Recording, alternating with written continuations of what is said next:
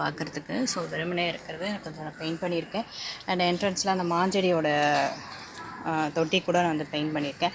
So கொஞ்சம் painting ஒர்க்கும் பண்ணேன் நான்.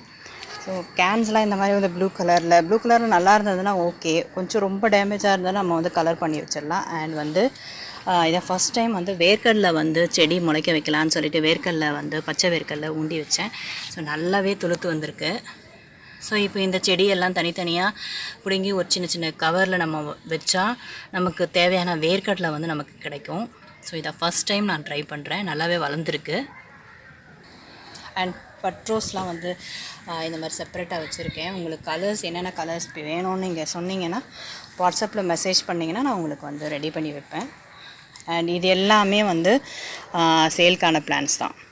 மல்லி செடி, ஊசி மல்லி, இது எல்லாமே நான் வந்து குட்டி குட்டி பாட்டில் இருந்தது எல்லாமே இந்த மாதிரி வந்து கேன்ஸ் வந்து ரெடி பண்ணி வச்சுருக்கேன். ஸோ இது ஃபுல்லாகவே வந்து